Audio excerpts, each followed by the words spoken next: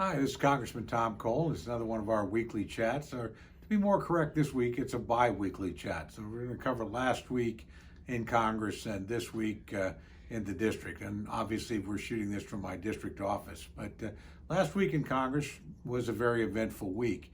And frankly, it was a sad week in some ways. Previous to last week, the Congress had worked together and passed four consecutive coronavirus relief bills with really no partisan dissent.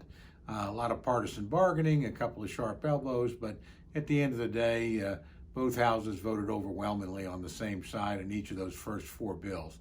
Last week, the Democrats put their own bill on the floor, over $3 trillion, and frankly, full of policy proposals that they knew were unacceptable to Republicans in both the Senate and to the president, as well as to the Republican minority in the House. It passed very narrowly. 14 Democrats actually did not vote for the bill. Only one Republican voted for it. So there was a little bit of doubt on the Democratic side about it.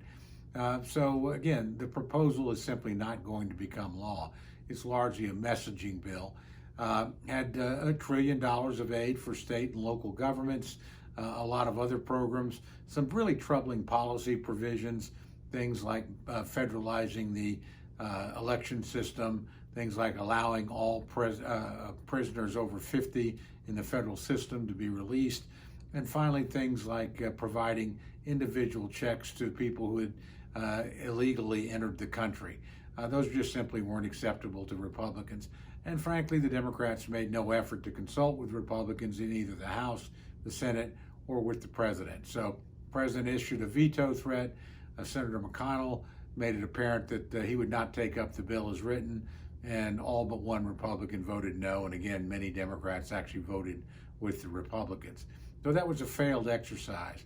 And it's my hope we'll go back to bargaining with one another and bringing to the floor bills that frankly have broad bipartisan agreement and actually focus on the problems at hand. I fully expect there will be another bill.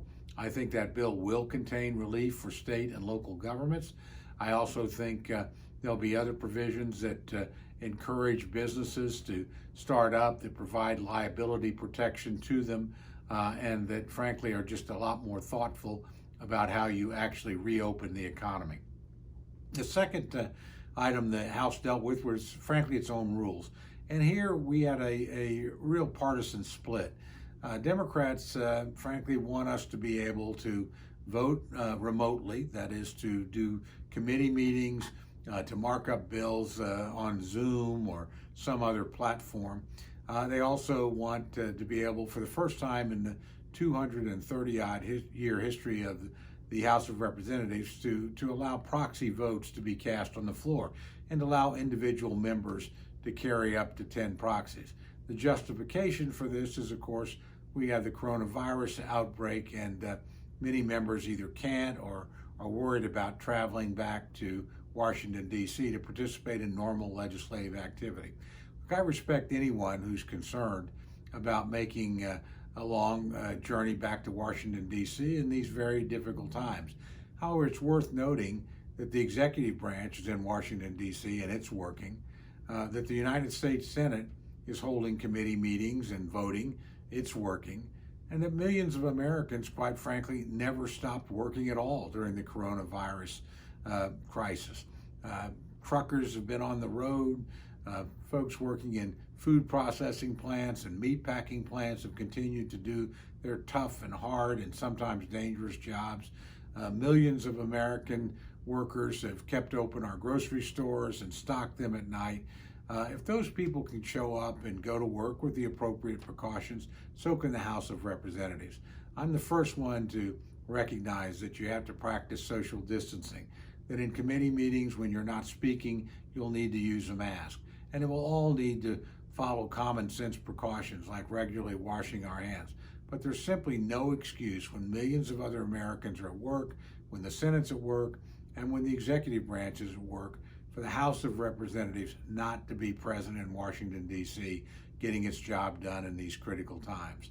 And so I voted against the changes in the rule, and my hope this will be a very short-lived episode in the history of the House and will revert to a normal practices in the next Congress. Finally, this week has been simply a blur of conference calls, Zoom conversations, and what have you with people around the district, people in Washington, D.C., and my own staff. We continue to work very hard, even in these difficult times, keep our distance, protect people, but keep the office up and operational.